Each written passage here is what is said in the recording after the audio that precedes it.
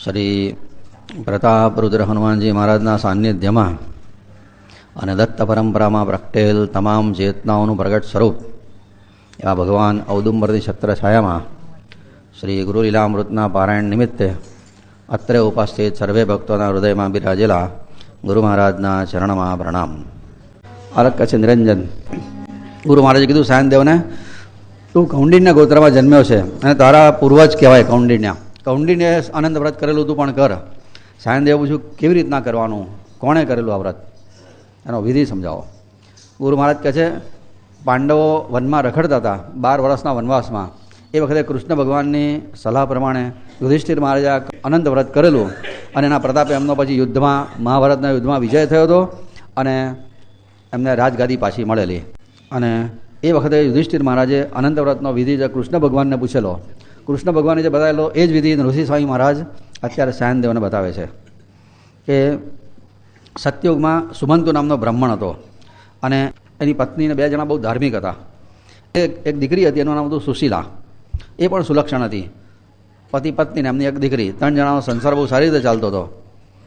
પણ એમાં થયું કે એમની પત્ની જે હતી સુમંતુની, એ મરી ગઈ. એટલે સુમંતને થયું કે પૈણા વગર તો ચાલે જ નહીં, બીજી પત્ની કરી.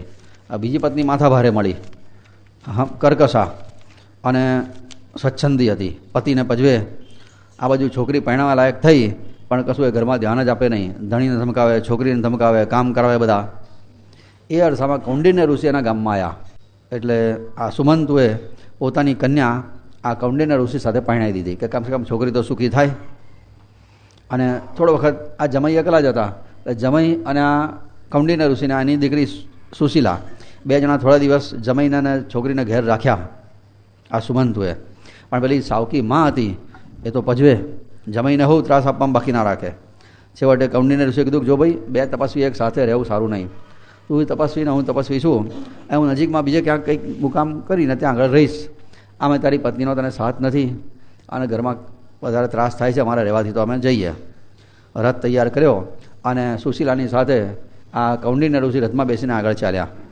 જતી વખતે પેલા પિતાજીને થયું સુમંતુને, છોકરી જાય છે સાસરે તો કંઈક આપવું તો જોઈએ. બીજાએ જેમ તેમ કરીને ઘરમાંથી કંઈક ઉસ્કા જેવું હતું તે થોડું કાઢીને આપ્યું. પેલીએ તો એ આપવાની ના પાડી દીધી, કશું ના મળે. રથમાં બેસીને 2 જણા આગળ ચાલ્યા. બપોરનો સમય થયો, નદી કિનારે આવ્યા અને કૌંડિન્ય ઋષિએ પોતાનું નિત્યકર્મ કર્યું. એ વખતે ત્યાં કેટલીક બહેનો હતી, તે ત્યાં લાલ વસ્ત્ર પહેરીને કંઈક આવેલી, એમના હાથમાં લાલ રંગનું નાડું બાંધેલું હતું. એટલે પેલી સુશીલાએ પૂછ્યું કે બહેન આ બધું શું છે, તમે બધી લાલ વસ્ત્ર પહેરીને આવી છે અને આ બધું શું છે? ત્યારે બહેનોએ કીધું કે આજે આનંદ વ્રત છે અને અમે બધા આનંદ વ્રત કરીએ છીએ. અને એમાં ઊનનો દોરો લેવાનો હોય, 14 ગાંઠ મારવાની હોય અને બધોનો વિધિ સમજાયો. એ દિવસે બધું લાલ જ જોઈએ, કપડાં લાલ, ચાંદલો લાલ, બધું લાલ, અને બાજડ ઉપર મૂકવાના, એની પૂજા કરવાની, એનો બધું વિધિ સમજાયો. આ પ્રમાણે 1 વર્ષ વ્રત કરવામાં આવે તો અનંત ભગવાન પ્રસન્ન થાય છે. આવું બધું પેલી બહેનોએ સમજાયું. એટલે સુશીલાને થયું, લાઈને હું વ્રત કરું ભાઈ. એટલે સુશીલાએ પણ એ વ્રત કરવા માટે બહેનો પાસેથી જાણીને વ્રત શરૂ કર્યું. પેલી બહેનો એને લાલ ઊનનો દોરો આપ્યો તો એને પોતાના હાથમાં બાંધ્યો. આ બાજુ ફરી પાછા પેલા ઋષિનું નિત્યકર્મ પૂરું થયું. 2 રથમાં બેસીને આગળ ચાલ્યા. અને જો આગળ ચાલ્યા ત્યાં તો બીજા ગામમાં લોકોએ બહુ ખૂબ ધામધૂમથી સ્વાગત કર્યું, ભાવભેર. પધારો પધારો ઋષિ મહારાજ. રહેવા માટે ઘર આપ્યું અને બધી ખાવા પીવાની બધી વ્યવસ્થા કરી આપી. આનંદમાં એમના દિવસો જાય. એમાં એકવાર પેલા કૌંડિન્ય ઋષિની નજર પડી સુશીલાના હાથ પર. એ હાથમાં શું બાંધ્યું છે? ત્યારે કે આ તો અનંત વ્રત હું કરું છું, 1 વર્ષ આ વ્રત ચાલવાનું છે, એટલે 1 વર્ષ સુધી આ દોરો મારે હાથ પર રાખવો પડે. કૌંડિન્ય ઋષિને થયું કે મને કંઈ વશ કરવા માટેનો વશીકરણનો દોરો લાગે છે. દોરો તોડી નાખ્યો એના હાથમાંથી અને નાખ્યો અગ્નિમાં. સુશીલાને બહુ થયું, અરે રે, આ અનંતનો દોરો તોડાય. બિચારીએ જેમ તેમ કરીને બહાર કાઢ્યો અને દૂધમાં નાખ્યો. પણ અનંતનું જે અપમાન થયું, તે જે ગામના લોકો એમને પ્રેમથી સ્વાગત કરીને રહેવા માટે ઘર આપેલું, એ ગામના લોકોને ગુભાવ થયો. હરી રૂઠે એને બધા રૂઠે. એ ગામના લોકોએ કાઢ્યા, નીકળો અહીંથી, તમારું કંઈ કામ નથી. 2 જણાને કાઢી મૂક્યા હતા અહીંયાથી. અને કૌંડિન્ય ઋષિને થયું કે ખરેખર મેં આનંદનું અપમાન કર્યું ને, એટલે મારી આવી દુર્દશા થઈ છે. મારી પત્નીએ વ્રત કર્યું તો લોકોએ પ્રેમથી રાખ્યા અને અનંતનો અનાદર થયો તો મારે ઘરમાંથી ભાગવું પડ્યું. હવે એણે નિશ્ચય કર્યો કે જ્યાં સુધી અનંતના પ્રત્યક્ષ દર્શન ના થાય, અમને પાસે ક્ષમા ના માગું ત્યાં સુધી મારે અન્ન જળ આરામ બરાબર છે. અને સીતાજીના વિયોગમાં રામજી જેવા ઝાડને અને પશુ પક્ષીઓને પૂછે સીતા ક્યાં છે, એવી દશા કૌંડિન્ય ઋષિની થઈ ગઈ. અનંતના વિયોગમાં હવે વ્યાકુળ થયા. અનંતના દર્શન માટે તલસે તરફડે રસ્તામાં આંબો જોયો. આંબાને પૂછે, ભાઈ તે અનંતને જોયો છે? આંબો કે ભાઈ મેં તો જોયો નથી, પણ તું જોયો મારી દશા પૂછજે કે મારે કેરીઓ ઉગે છે પણ કોઈ ખાતું નથી. કે આગળ ગાયને જોઈ, ગાયને પૂછે તે અનંતને જોયો છે? ગાય કે મેં તો જોયો નથી, પણ તું જોયો પૂછજે કે ઘાસ હોય પણ મારાથી ખવાતું નથી. કે છે કે આખલાને જોયો, એને પૂછે તે આનંદ જોયો છે? મેં જ જોયો ભાઈ, પણ તું જોયો તો પૂછજે કે મારાથી કશું ખવાતું કેમ નથી, આ કષ્ટની દશા કેમ? આગળ જતાં બે સરોવર જોયા, પાણી એટલું ચોખ્ખું ને ઠંડુ, અને પાણી છલકાય બે સરોવરમાં, એકબીજાના સરોવરના પાણી એકબીજામાં ભેગા થાય એટલું બધું પાણી હતું. એ સરોવરને પૂછે તમે આનંદને જોયા છે? સરોવર કે મને જ જોયા, પણ તું જોયો તો પૂછજે ભાઈ કે અમારામાં આટલું ચોખ્ખું પાણી છે પણ કોઈ પીતું નથી, પક્ષીઓય પાણી નથી પીતા, પશુઓય પાણી નથી પીતા. કહે છે કે ગધેડાને જોયો, હાથીને જોયો, એમનાથી એ ખવાતું નહોતું. એ બધાને એ પૂછે, એ બધાએ પણ કે મારી દશા તું પૂછજે આનંદ મળે તો. અને આ કૌંડિન્ય ઋષિને થયું કોઈએ અનંતને જોયો નથી, મને ક્યારે અનંતના દર્શન થશે? અને અનંત અનંત કરતાં મૂર્છિત થઈને પડી ગયા જમીન ઉપર બેભાન, અન્ન જળનો ત્યાગ કરેલો છે.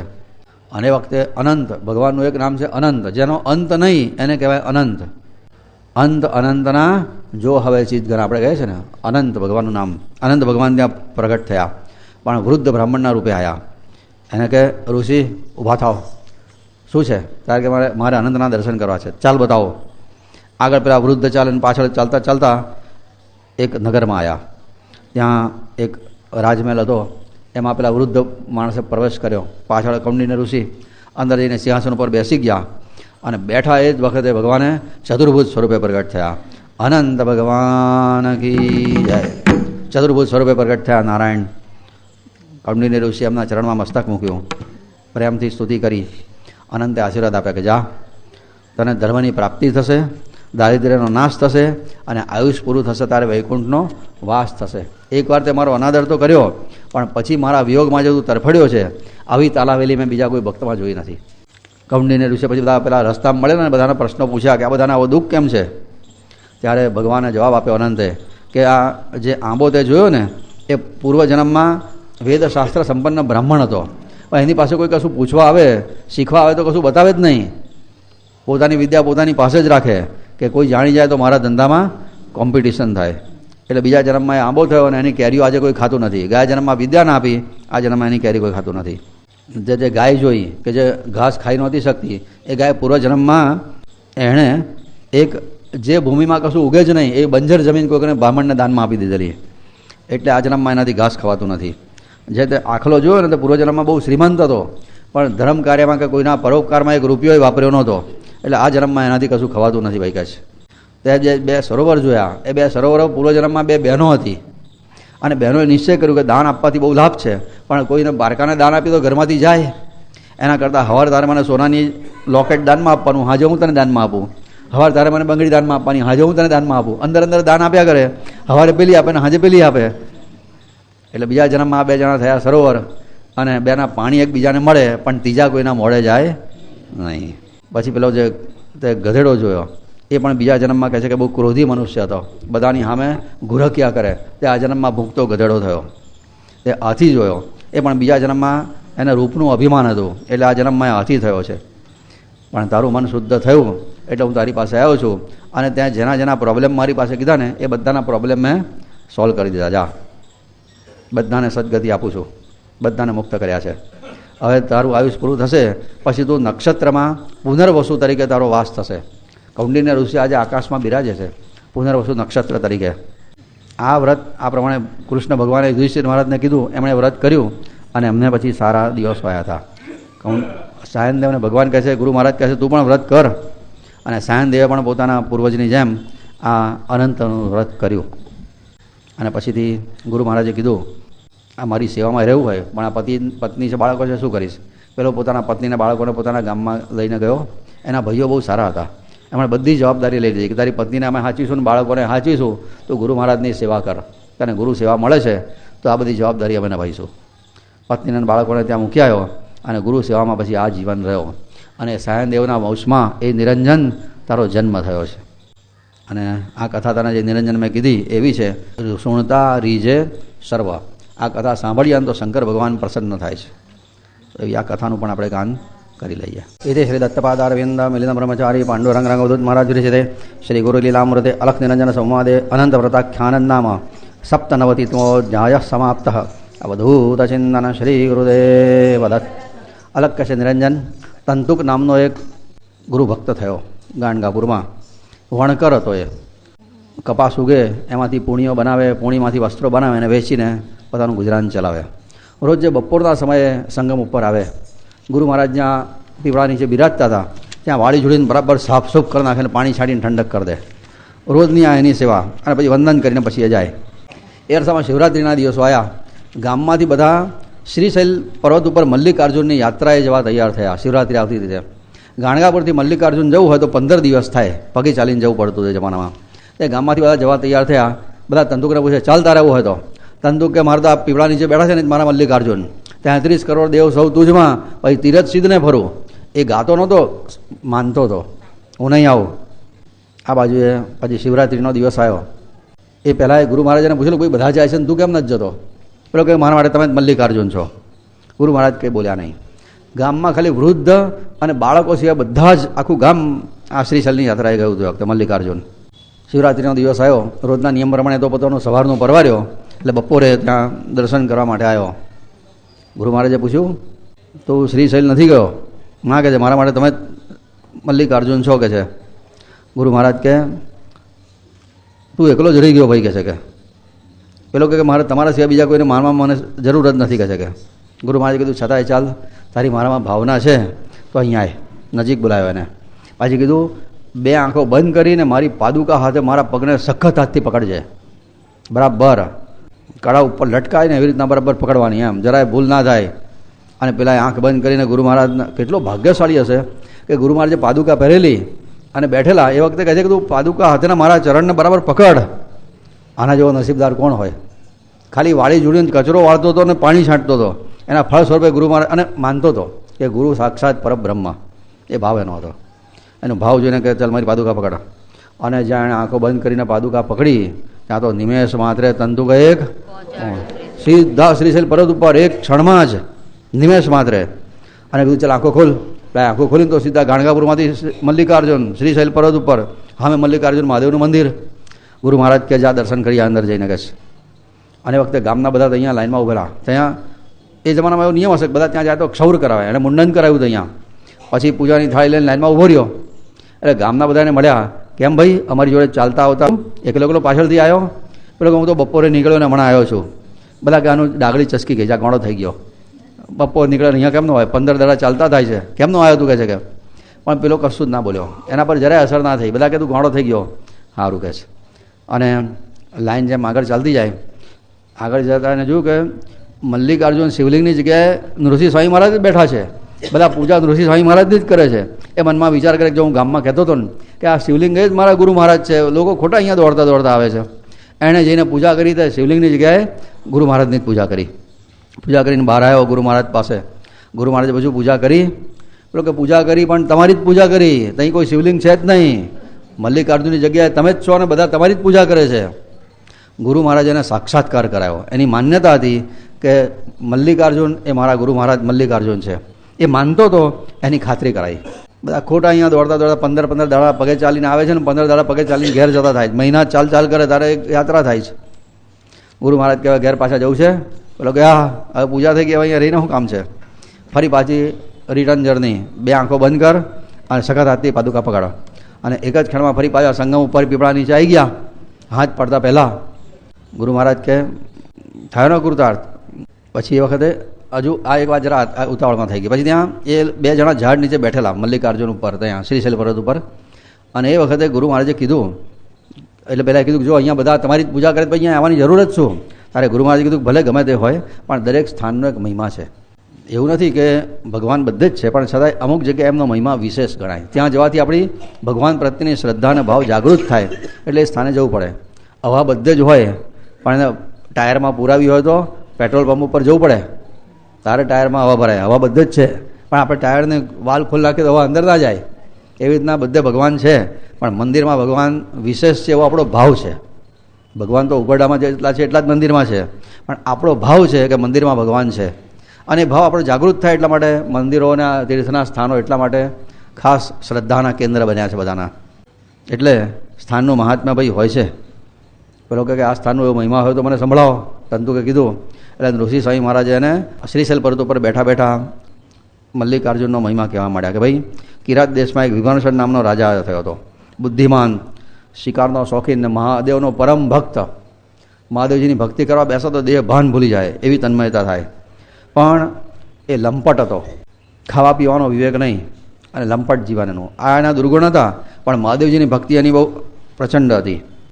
બહારથી દુરાચારી દેખાય પણ અંદરથી જાગૃત, અંદરથી શિવભક્તિ એની અખંડ. એની પત્નીનું નામ હતું કુમુદવતી. એણે એકવાર પૂછ્યું કે હું ધાર્મિક છું, તમે ધાર્મિક છો આટલા બધા, છતાંય તમે આવા લંપટને આવા વ્યભિચારી કેમ છો કે છે. તારે એણે કીધું કે એના માટે મારો પૂર્વજન્મના સંસ્કાર જવાબદાર છે. પૂર્વજન્મમાં છે ને હું એક ભરવાડનો કૂતરો હતો. શિવરાત્રિ આવી એટલે ખાવાની લાલચે બધા મલ્લિકાર્જુન જતા હતા, હું બધાની જોડે ગયો. ભૂખ્યો થયો હતો. બધા મંદિરમાં જતા હતા, મને ખબર નહીં. હું બધાની જોડે જોડે મંદિરમાં અંદર ઘૂસ્યો. અંદર ગયો તો બધાને થયું, એ કૂતરો કૂતરો બહાર કાઢો, બહાર કાઢો, મારો મારો. બધા મને મારવા દોડ્યા. મારે તો ભાગવાનું હતું. એમાં કોઈ કે વળી બહાર નીકળવાનો દરવાજો બંધ કરી દીધો. મારે બહાર નીકળવાની જગ્યા ના રહી એટલે હું દોડું, શિવલિંગની ગોળ ગોળ ફરું અને લોકો મારી ગોળ ગોળ પાછળ ફરે મારવા માટે. અને છેવટે હું પકડાયો, થાક્યો, કોઈએ માર્યો મને, હું પડ્યો અને લોકોએ મને મારી નાખ્યો. પણ એ દિવસે શિવરાત્રિનો દિવસ અનાયાસે મારથી ઉપવાસ થયો અને મલ્લિકાર્જુન શિવલિંગની પ્રદક્ષિણા થઈ. એના પુણ્યના પ્રતાપે આ જન્મમાં આવો કિરાત દેશનો રાજા થયો છું. વિમર્શન થઈને રાજા થઈને તારી સામે બેઠો છું. શિવ પૂજાનું ફળ છે. પણ પૂર્વજન્મમાં કૂતરો હતો ને, કૂતરો બહુ લંપટ હોય અને ખાવા પીવાનો વિવેક ના હોય. એટલે આ જન્મમાં મને માંસાહાર પ્રત્યે આટલો અનુરાગ છે ને આ લંપટ છું એનું કારણ પૂર્વજન્મના મારા કર્મ છે. પણ ભગવાનનું અનાયાસે શિવરાત્રિનું વ્રત થયું ને યાત્રા થઈ એટલે રાજા થયો છું. તો પેલી કે તમને તમારો પૂર્વજન્મ ખબર છે, તો મારો પૂર્વજન્મ હું કોણ હતી કે આ જન્મમાં સમ્રાટની રાણી થઈને બેઠી છું કે છે. કારણ કે પૂર્વજન્મમાં છે ને તું કબૂતરી હતી. તને એક સારો માંસનો કટકો મળ્યો અને તને એમ કે એક જગ્યાએ શાંતિથી બેસીને ખાઈશ, પણ એક સમડીએ આ જોયું એટલે સમડી તારી પાછળ પડી. તું આગળ ઉડે ને સમડી તારી પાછળ. ઉડતા ઉડતા તમે બંને જણા અહીંયા શ્રીશૈલ પર્વત ઉપર આવ્યા અને પછી ત્યાં આવતા સુધી તું થાકી ગઈ. તો તેવું મલ્લિકાર્જુન મહાદેવનું જે મંદિર છે એના શિખરની તું ગોળ ગોળ ફરવા માંડી. સમડી તારી પાછળ ગોળ ગોળ ફરે. તું અતિશય છેવટે થાકી ગઈ, ઉડવાની શક્તિ ના રહી, તું શિખર ઉપર બેઠી એટલે સમડીએ તને મારી નાખી અને માંસ ખાઈ ગઈ. અનાયાસે તારાથી આ મલ્લિકાર્જુન મહાદેવના મંદિરના શિખરની પ્રદક્ષિણા થઈ. એના પ્રતાપે તું મારી પત્ની થઈ છે. પેલી કે આવું છે, તમને ભૂતકાળ ખબર તો ભવિષ્ય કહો. ભવિષ્યમાં આપણે બે જણા કોણ થવાના છે? કારણ કે આપણે 7 જન્મ સુધી પતિ પત્ની થવાના છે. તું કોકને ત્યાં કન્યા તરીકે જન્મીશ, હું કોકને ત્યાં રાજકુમાર તરીકે જન્મીશ.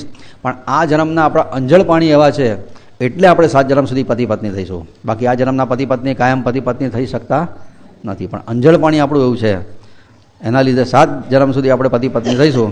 7મા જન્મે હું પાંડ્ય દેશનો રાજા થઈશ. પદ્મવર્ણના મારું નામ થશે અને વસુમતી નામની તું કન્યા તરીકે જન્મીશ. આપણે રાજા રાણી થઈશું. પણ એ જન્મમાં આપણું જીવન એટલું બધું ધાર્મિક હશે કે એ વખતે આપણે અતિશય પવિત્ર જીવન જીવીશું. સંયમી સાદું જીવન હશે. અને પછી જ્યારે આપણો દીકરો જ્યારે લાયક બનશે ત્યારે એને રાજગાદી સોંપીને આપણે વનમાં જઈશું અને અગસ્ત્ય ઋષિની પાસેથી જ્ઞાન પ્રાપ્ત કરીને જન્મ મરણમાંથી મુક્ત થઈશું. તંતુકને ગુરુ મહારાજે કીધું એટલા માટે આ મલ્લિકાર્જુન આવવાનું કે અહીંયા અજાણતા પેલી કબૂતરી આવી તો મહારાણી થઈ ગઈ અને પેલો કૂતરો આવ્યો તો રાજા થયો. માટે અજાણતા પણ અહીંયા આવીને આવી રીતના અધમ જીવો જો અજાણતા અહીંયા આવે એમનું કલ્યાણ થતું હોય તો જાણીને કોઈ સમજીને આવે તો એનું કલ્યાણ કેમ ના થાય? ગુરુ મહારાજે કીધું ચાલ પાછા જવું છે ભાઈ. લોકો હા. અને બંને જણા ફરી પાછા પેલા ગુરુ મહારાજના પગ પકડ્યા અને આંખો બંધ કરીને સીધા જ આવી ગયા ગાંડગાપુરમાં સંગમ ઉપર પીપળાના ઝાડની નીચે. ગુરુ મહારાજે કીધું જા હવે ઘેર જા તું. હા, પેલો ઘેર ગયો અને ગામમાં જઈને બધાને પ્રસાદ આપે, મલ્લિકાર્જુનનો પ્રસાદ. પેલા કે બોડિયું કઈ કરાઈ આવ્યો? લોકો મલ્લિકાર્જુન જઈ આવ્યો. બધાને થયું આ કપડાં વણતા વણતાનું મગજ છસકી ગયું. હવારનો અહીંયા ફરે છે ને અત્યારે અહીં ફરે છે અને મલ્લિકાર્જુનની વાતો કરે છે. 15 દાડા જતા થાય, 15 દાડા આવતા થાય, બોડિયું કઈ કરાઈ આવ્યો કે છે. પેલો કે જઈ આવ્યો, કોઈ માને જ નહીં એની વાત. પણ 15 દાડા પછી ગામના લોકો જ્યારે આવ્યા શ્રીશૈલની યાત્રા કરીને ત્યારે બધાએ કીધું કે હા બપોરે અમે અહીંયા શ્રીશૈલ ઉપર આને જોઈ લો અને લાઈનમાં ઉભા રહીને એને પૂજા કરીએ હો જોયું છે. ત્યારે બધાને ખાતરી થઈ ગઈ કે નિમેષ માત્રે તંતુક એક અલગ કશે નિરંજન. આ તંતુકનું ચરિત્ર ભક્તિથી કોઈ સાંભળે, સુણતા ભક્તિથી ન કહો તરે રંગ અજ્ઞાન, તો એનું અજ્ઞાન દૂર થાય, જ્ઞાન પ્રાપ્ત થાય. આવા આશીર્વાદ છે. અધ્યાય 98. નિમેષ માત્રે તાંતુક એક મોચાડ્યો શ્રી શૈલે દેખ જય યોગીશ્વર દત્ત દયાળ તું જ એક જગમાં પ્રતિપાળ જય યોગેશ્વર. इति श्री दत्तपादार वेंदा मिलिंद ब्रह्मचारी पांडुरंग अवधूत महाराज विरचिते श्री गुरु लीलामृते अलख निरंजन संवादे तंतुकाय श्री शैल यात्रा दर्शन नाम 98तमोऽध्यायः समाप्तः. अवधूत चिंतन श्री गुरुदेव दत्त.